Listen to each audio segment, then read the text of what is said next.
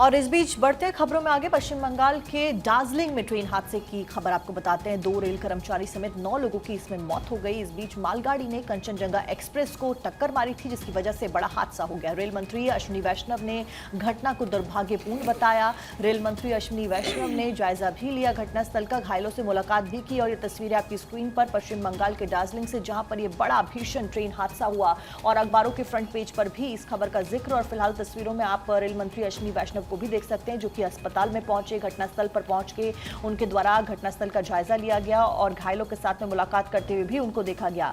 Kanchenjunga express को मालगाड़ी ने टक्कर मारी। इस बीच 9 लोगों की मौत हो गई। और न्यू जलपाईगुड़ी रेलवे स्टेशन से 30 किलोमीटर दूर रंगापानी स्टेशन के पास में ये बड़ा हादसा हुआ। 41 लोग बताया जा रहा है घायल हुए। अमर उजाला में ये खबर बताई गई है। लोको पायलट समेत 2 रेल कर्मचारी भी मृतकों में शामिल है। कंचनजंगा एक्सप्रेस का एक डिब्बा मालगाड़ी के इंजन पर चढ़ गया और 2 बेपटरी हो गए, यानी कि डीरेल हो गए।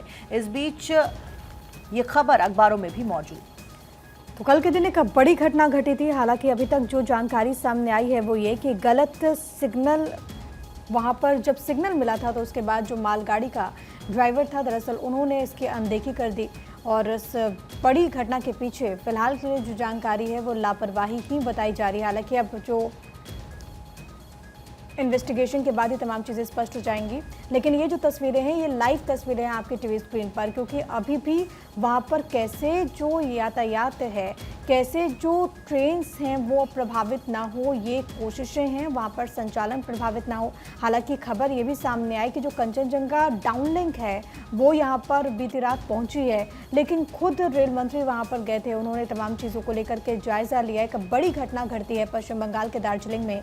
ये 2 तस्वीरें आपकी टीवी स्क्रीन पर, जो बोगीज थी वो कैसे ऊपर की तरफ चढ़ गई, वो आप इन तस्वीरों के जरिए देख करके अंदाजा लगा सकते हैं। बोगियों के परखच्चे उड़ गए।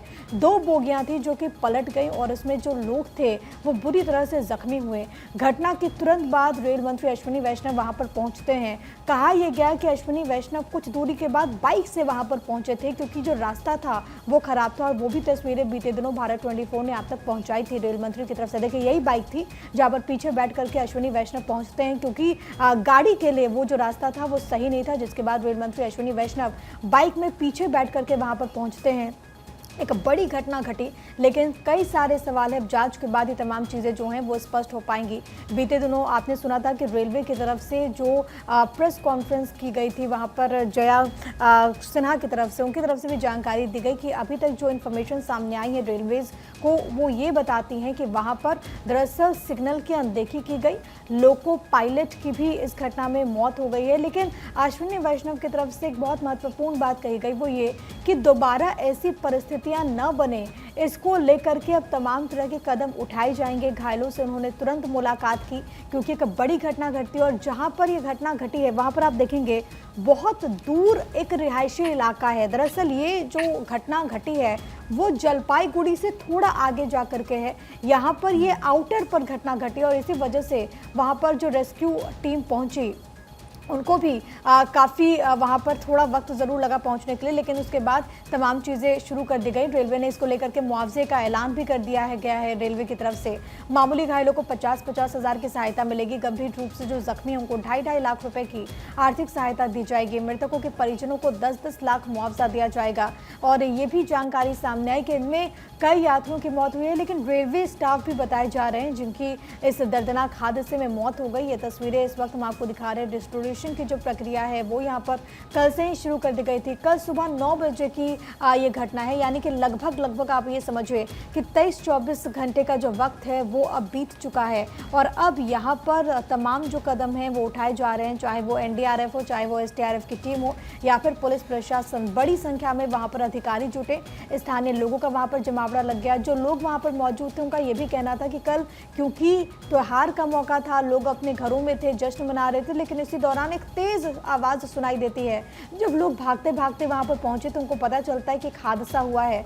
स्थानीय लोगों ने अपने स्तर से कोशिश की, फिर पुलिस प्रशासन को जानकारी दी गई। उसके बाद बड़ी संख्या में वहां पर लोगों का जमावड़ा लगा। लोगों ने अपने स्तर से तमाम तरह की कोशिशें की। पुलिस वहां पर पहुंचती है तो पुलिस की तरफ से वहां पर जो बाकी की टीम थी, जब वो यहाँ पर पहुंची तो घायलों को तुरंत निकाला गया, अस्पतालों को अलर्ट पर रखा गया था, बाकायदा हेल्पलाइन नंबर जारी कर दिए गए थे और जो लोग वहाँ पर जो रेल यात्री थे उनको वापस उनके गंतव्य के लिए रवाना किया गया।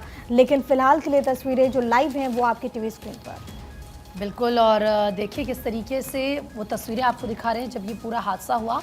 और हादसे के बाद राष्ट्रपति द्रौपदी मुर्मू की तरफ से भी दुख जताया गया है। प्रधानमंत्री नरेंद्र मोदी, गृह मंत्री अमित शाह की तरफ से भी एक्स पर पोस्ट किया गया और उन्होंने दुख व्यक्त किया है रेल हादसे पर। राष्ट्रपति ने दुख जताया, घायलों के जल्द ठीक होने की कामना, मृतकों के परिवारों के प्रति संवेदनाएं हैं। ये राष्ट्रपति द्रौपदी मुर्मू की तरफ से लिखा गया। उन्होंने कहा कि मेरी संवेदनाएं और प्रार्थनाएं शोक संतप्त परिवारों के साथ है। मैं घायलों के शीघ्र स्वस्थ होने एवं राहत एवं बचाव कार्यों की सफलता